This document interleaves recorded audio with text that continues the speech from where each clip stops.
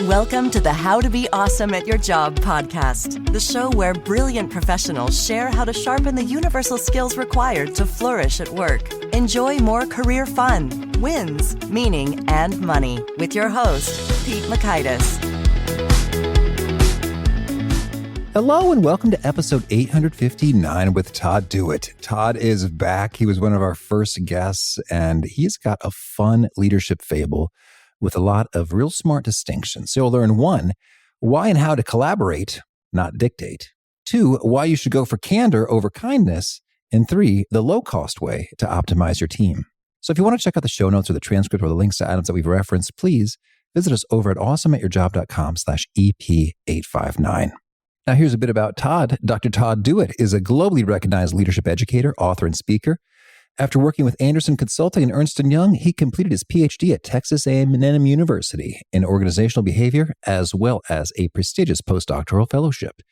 He was an award-winning professor at Wright State University for 10 years, teaching leadership-related courses to MBA students and publishing research. His activities grew to encompass speaking, training, consulting, and eventually online educational courses.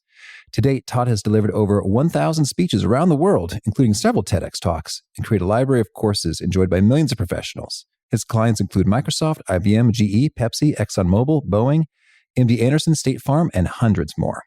Big thanks to Todd for sharing his wisdom with us, and big thanks to our sponsors. Check them out. One sponsor to check out is Storyworth. Whenever I'm thinking about meaningful Father's Day gifts, Storyworth leaps to mind. Storyworth helps you preserve precious memories and stories from your father for years to come. Each week, Storyworth emails your loved ones a thought-provoking question that you get to help pick, such as, what's the bravest thing you've ever done? I personally love the prompt so much that I have refreshed Storyworth's questions page many times looking for more. Storyworth makes the writing process super quick and easy. All your loved one needs to do is respond to that email with a story, and then you get a quick copy of that. And after a year of this fun, Storyworth compiles your loved one's stories and photos into a beautiful keepsake hardcover book that you'll be able to share and revisit for generations to come. Families love Storyworth so much, they've got 25,000 five-star reviews on Trustpilot and have millions of stories preserved. So give all the fathers in your life a unique, heartfelt gift they'll all cherish for years. Storyworth. Right now, you can save $10 on your first purchase when you go to storyworth.com/awesome. That's storyworth.com/awesome to save $10 on your first purchase.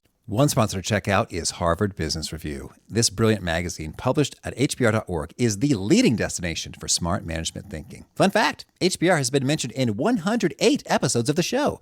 That's because HBR has great stuff that comes up often. They've got explainer videos, podcasts, real-world case studies, and much more. I think of HBR each night that I put on my special orange glasses. Their article, Will Blue Light Glasses Improve Your Sleep?, revealed that those who wore them reported better sleep and a 7% improvement in work performance as compared to those who wore the sham glasses. So I cite HBR anytime anyone tells me that I look silly wearing them. Now, much of HBR's content is available for free when you sign up at their site. Subscriptions that get you unlimited content cost $10 a month. If you visit hbr.org/subscriptions and enter the promo code AWESOME, you can save 10% off of that subscription. Again, to save 10% off of your HBR subscription, go to www.hbr.org/subscriptions and enter the promo code AWESOME. And big thanks to our sponsor, Acorns. Acorns makes it easy to start automatically saving and investing for your future. You don't need a lot of money or expertise to invest with Acorns. In fact, you can get started with just your spare change. Acorns recommends an expert-built portfolio that fits you and your money goals, then automatically invests your money for you. NerdWallet.com, whom I love on these sorts of matters, gives Acorns a whopping 4.7 stars and says, quote, if you want to make the most of your spare change, there's no better place to do that than Acorns. Head to acorns.com/awesome or download the Acorns app to start saving and investing for your future today. And we got a legal disclaimer here. It may not be representative of all clients. Tier 1 compensation provided. Compensation provides an incentive to positively promote Acorns. View important disclosures at acorns.com/awesome. Investing involves risk, including the loss of principal. Please consider your objectives, risk tolerance, and Acorns' fees before investing. Acorns Advisors LLC, Acorns, is an SEC-registered investment advisor. Brokerage services are provided to clients of Acorns by Acorns Securities LLC, member FINRA/SIPC. For more information, visit acorns.com. Now, here's Todd. Todd, welcome back to How to Be Awesome at Your Job. Hey, great to see you. I'm hoping this time I, in fact, will figure out how to be awesome at my job. Oh, I think you've been awesome for, well, at least these last 7 years. It has been 7 years. Wow. Crazy. Tell me, any remarkably transformational discoveries you've made over the last 7 years? Discoveries. I would say two very briefly. All right. That's quick. One is that the online world for education continues to surprise me and surprise me and surprise me with its ability to innovate and improve and its ability to grow. And I didn't ask for it, but somehow I got to be a part of that through LinkedIn. So that continues to blow my mind what they're able to do. I mean, just 15 years ago, people were saying, you can't learn online. I mean, you need a person in the room, right? So that's blowing my mind. And the other big discovery is, and this is the truth, and it's a segue to a conversation we'll have about this book I'm about to put out. But I now know, Pete, with great confidence that I cannot write novels. And here's how I know that. I've tried 3 times over 15 years, around 15 years. And each of those 3 times I've ended up with a pile of words that was not useful. And then the most recent time is the final time. I'm done trying to scratch that itch. I'm comfortable that I tried. But the idea that I was working on in the story then led to the book that we'll talk about a little bit today. Well, yes, indeed. Let's do just that. Your book, Dancing with Monsters. What's the big idea here? Like I said, I wrote this novel. I was trying to write a lighthearted take on a vampire going through office shenanigans, as we've seen in many television shows. I just was intrigued by the combination of those components. And I had fun writing it, as I always do. And when I determined it was not good, and my beta reader or two determined it was not good, I sat there licking my wounds and I thought, can I use this idea some other way? And for years, I had been interested in the business fable book market. Many years ago, read, Who Moved My Cheese? I've read many of the Pat Lencioni books, etc. And I thought, well, maybe I can do that. I've been thinking about that. Maybe that's a style that fits me. And so I just got all passionate one day. Maybe it was too much caffeine, and sat down with that idea, a small idea from the failed novel. And out of me came this 18,000 word quick fable in 6 hours. It's been edited, thank goodness, since then. But that's why I had an idea. I had a market, the fable market, and I decided to see if I could write that style. And I think the answer is yes. Okay, cool. And so what is the fable here?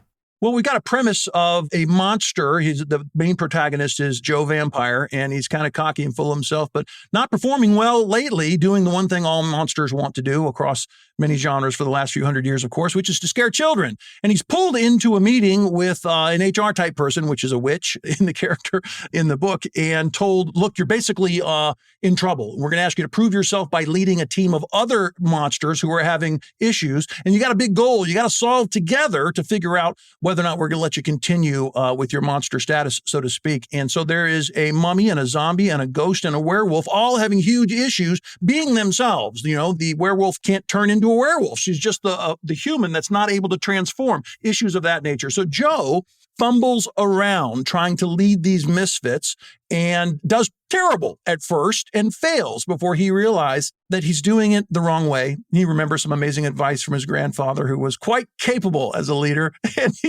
he starts to humble himself, and he has some epiphanies about what it means to think through empathy and build rapport, and to use kindness as a means of connecting with people and getting them to really try harder for the first time. And his efforts to humble himself and be a facilitator instead of a dictator really pay off as these monsters discover their inner awesomeness.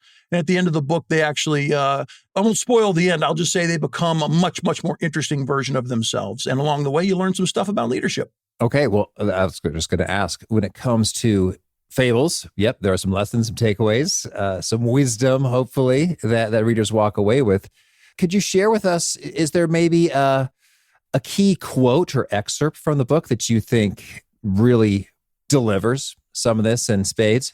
Wow. I'm in love with the book, to be honest with you. I've never said that about anything I've created. So I'll choose one because it's personal to me. As I thought about these characters in this short, fun tale, yes, some of them reminded me of archetypes of people I've written about or seen in consulting, coaching, and so on. And one of them really is reflective of me, to answer your question. Joe Vampire, the protagonist, had a moment after failing for a while where he thought to himself, maybe it's not them, maybe it's me. And maybe if I get authentic with them about my imperfections and insecurities and fears, which we all have, and I show them something about myself that they're not going to see coming, which will tell them how sincere I am about trying to reboot our relationship and our efforts towards making progress, that'll work for us. And he did that. That came from my life. The fact that he did that in one of the pivotal scenes in this little book came from my life. And I'll tell you what it is, because it mattered enough to center this story in a book. I used to work for Ernst & Young many years ago before I did a PhD and became a professor for years. And I didn't fit well at all, to be frank with you. Great job, prestigious. Everyone thought I should be happy. Look at the young, successful professional. Didn't fit at all. And I knew that. And I didn't know what to do because I thought I knew where I wanted to go, which was to get a PhD. But that was risky and I was scared. Was I smart enough? Did I want to go broke for all the years you got to go broke to do that much grad school, et cetera? And I was in my loft in Atlanta, Georgia, where I used to live. And my mom called checking up on me one day. She lived in a different city. And I was in my voice giving it away that I wasn't in a good place. And she said, "Hey, what's wrong with you?" True story. "What's wrong with you?" And I just broke down. I started crying. I think I was 28 at the time. I started crying to my mom, not something I normally did at that stage of life, but it happened. And she said, "What is going on?" And I told her, "I'm very unhappy. And I think I know the answer, but I don't know if I should do it." She said, "Well, why would?" I told her what it was, PhD, all that. She said, "Well, why wouldn't you? I mean, what are you really scared of?" She said it to me kindly and firmly, just like that. And sitting there blubbering to my mom, I realized the obvious. And there wasn't anything to be scared of. I didn't have kids. I wasn't. What are you scared? There was nothing to be scared of. And I needed someone to smack me with those words and wake me up and push me in a new direction. And that made a huge impression. And that's why Joe Vampire stepped up and made a huge impression on these other misfit monsters. Well, that is powerful. Thank you.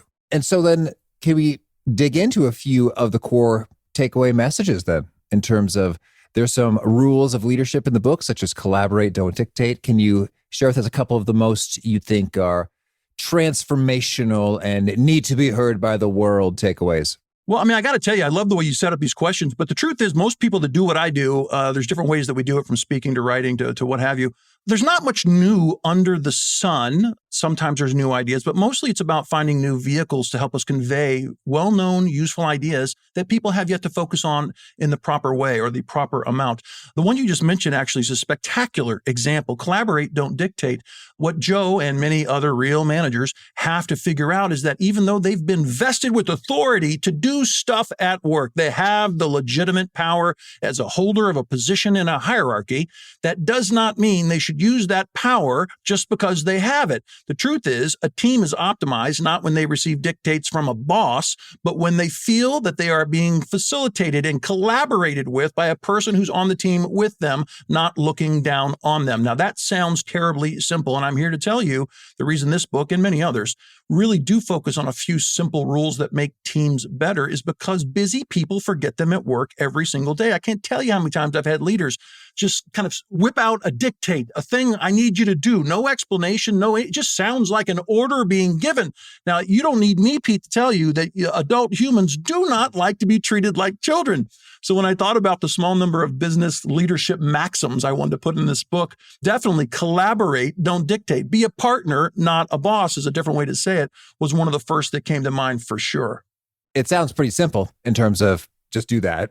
Just collaborate and don't dictate. Is there any sort of best practices or do's and don'ts to following that? Yeah, I mean, the book's simple on purpose. And later, if I'm lucky with a variety of companies, I'll deep dive on exploring what you just asked. But I'll give you a preview, for example, that you'd see in a deeper training course. There's different types of decisions people face at work. And the question is, if you believe in this collaborate, don't dictate idea that many of us talk about, is, well, what kind of decision are you facing? And when should I be a boss using authority versus a quiet person listening and trying to get input long before I make a decision? Well, there's decisions, frankly, that you have to own with no input. That's part of the managerial burden that anyone in the leadership structure faces. Things about strategy, things about compensation, who to hire and fire, ultimately is not for the team to make.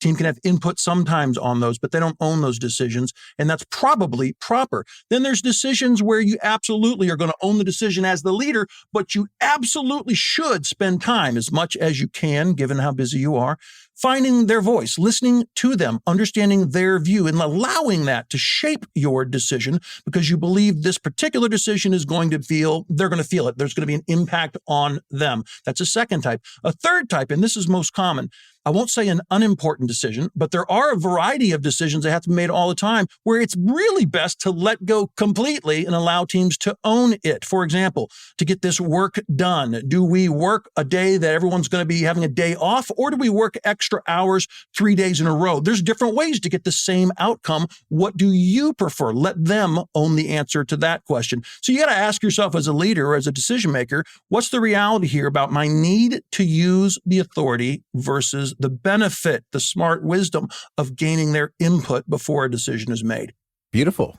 Well, now could you share a bit about some of the other rules? The candor, not kindness, the opportunities, not obstacles, the authenticity, not acting, the be the change, not the boss. Man, we don't have all day. I love this. So here's one that probably is my favorite. Candor, not just kindness. I want to say that carefully. Candor, not just kindness. I didn't say candor and no kindness. What we have right now, and I explore this a little bit, here's the truth. We have so much love in forward-thinking organizations today for positivity, for kindness, for congeniality. These are things I absolutely value and preach for sure. But sometimes we're so uncritical and so passionate about pursuing those types of ideals that this thing gets created, which some thinkers and scholars have now started calling toxic positivity. That's the idea that we're so wanting to be kind, so wanting to not offend others, that we will refrain from saying all kinds of things. We'll really overshape and resist. Why? Because I don't want to really ruffle feathers or cause tension, et cetera, et cetera. That's a problem. So what I like to remind people is that kindness and all of its little brothers and sisters, that go with it, are immensely important, and that's a foundation. That gives you then the ability to use the other thing that pushes us towards finite needed conversations that are to the point, and that's candor. Candor, which is just no beating around the bush, saying what needs to be said, this is important, ready, can be done positively. Candor does not imply brusque to the point of negative or mean. It just means you're saying what needs to be said instead of beating around the bush. So here's the truth. A lot of candor in an environment that doesn't have a lot of positivity as its foundation, part of its culture, can be damaging quickly. But in a workplace defined by a lot of positivity and congeniality and helpfulness and kindness, well, then candor is a thing that becomes directive and useful and digestible. That's the difference. Okay. And can you share a bit about the opportunities, not obstacles? Yeah. So I was talking to a boss the other day somewhere. I still say that word because I'm old. Supervisor is what I'm supposed to say now. And they were lamenting the lack of resources and budget they had for something. And what should I do about this? I said, well, don't lie about it. Don't hem and haw. Don't tell them there might be more coming later. Own it and be honest, and then try and shape, without BSing in any way, try and shape how they feel about the situation. Opportunities is about perspective. That's the whole point of the bullet. It's about perspective. We all face challenges, budget-related, people-related, markets-related, customer-related, et cetera. We all face them. That's inevitable. It's daily, if not weekly. We face big ones. How we feel about them, however, is a choice. And that starts with the person who has the most status and the most power in a group, which is the group leader, the supervisor. There's great science here that says when you help people see, forgive the cliche, the glass half full, the silver lining, call it what you want to, they will, on average, over time, tend to think about those issues more productively, more positively, and thus tackle them more effectively for no other reason than choosing to think about them in a more productive way. I mean, I've said this many times over the years. The greatest things we know about you optimizing you and you optimizing a team really don't cost a dime, or they're low cost, but usually don't cost a dime. This require you to be a little more thoughtful about how you're thinking about yourself and others and how you relate. All right. Thank you. Well, tell me, Todd, anything else you really want to make sure to mention before we shift gears and hear about some of your favorite things? Well, no, I think in terms of leadership, this is a really fun 101 dose wrapped in a story that is emotional, fun, and memorable. Okay. Well, now could you share with us a favorite quote, something you find inspiring? Well, there was something near the end where the HR person embodied by the character of a witch. I love my HR brothers and sisters, by the way, if you're listening. The HR person said to Joe, I'm not sure if y'all's performance basically was good enough for you to be saved or not. The committee, that's another reference to a kind of management or bureaucracy over there. The committee is still working on whether or not they agree, but they do know that they love what you have done today and want to offer you a job. And he says no, and that's a big deal. I love that because fit matters and passion matters, and he doesn't want to go become the bureaucrat he's been battling against. He actually wants to stay where he is because he's discovered now that he figured out how to do it, that he loves being a manager. And what he said to her, and I'm misquoting myself because I don't remember it that clearly, but what he said was, one monster who believes in themselves is spectacular, but a monster squad who believes in themselves is truly formidable, because that's what he created. And I think that's true. And that's the power of a team. All right. And now could you share a favorite study or experiment or bit of research? Well, there's tons of research. For example, why do people, this is classic stuff, why do people stay with certain jobs over the long term? Is it because of their immense fit with the role? No, although I wish that were true. Is it because of the love of the high pay at this particular job where they're staying for? No, I wish that were true. The best answer by far is that they have a quality relationship with their manager. The number one reason people voluntarily leave, this has been a true finding, a known finding for 30 years.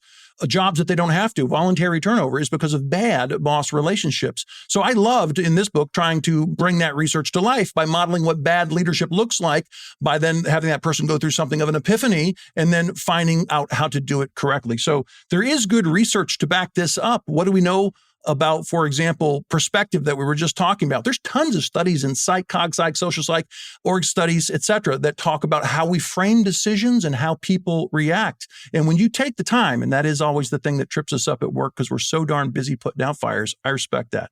But when you take the time to take at least the important issues and think about them first and how you're going to package them effectively to be understood and maybe even to motivate people, no matter how challenging they might be, you tend to deliver a better message. That's powerful research. All right.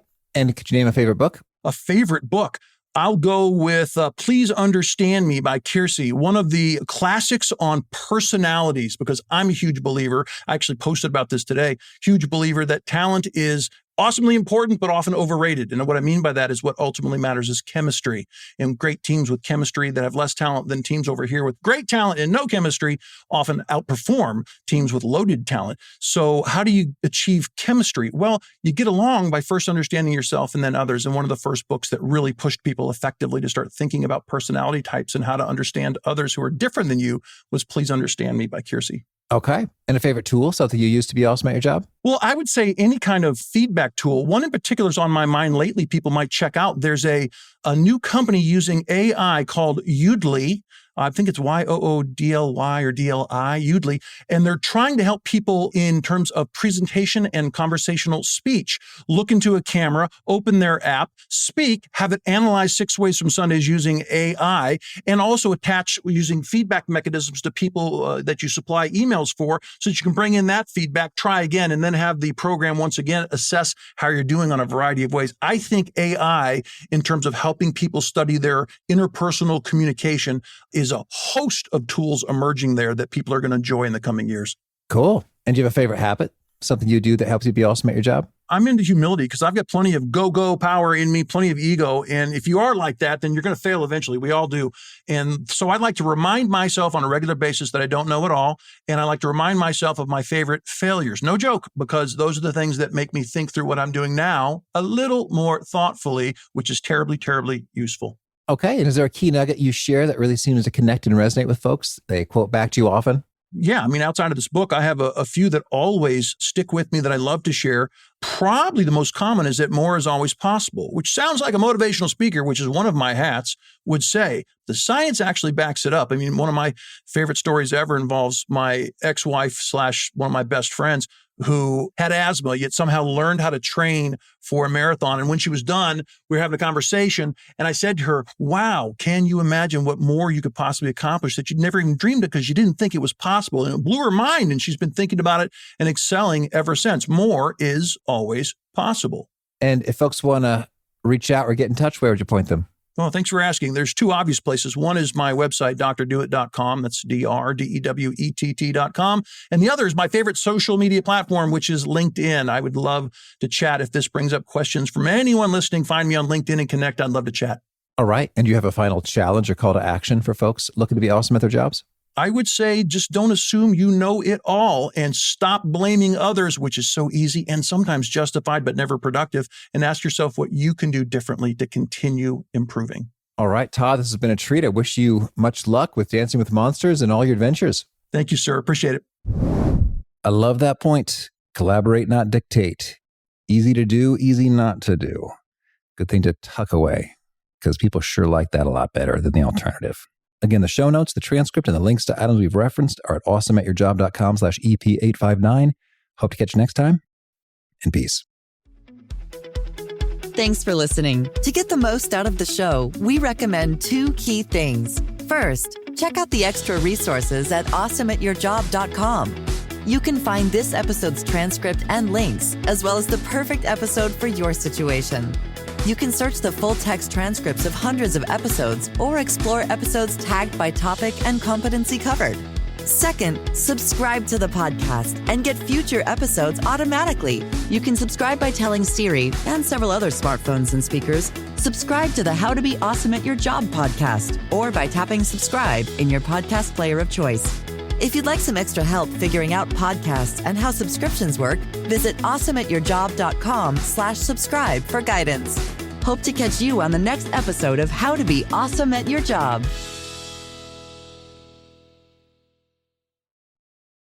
Look around. You can find cars like these on AutoTrader, like that car riding your tail. Or if you're tailgating right now, all those cars doubling as kitchens and living rooms are on AutoTrader too. Are you working out and listening to this ad at the same time? Well, multitasking pro, cars like the ones in the gym parking lot are for sale on AutoTrader.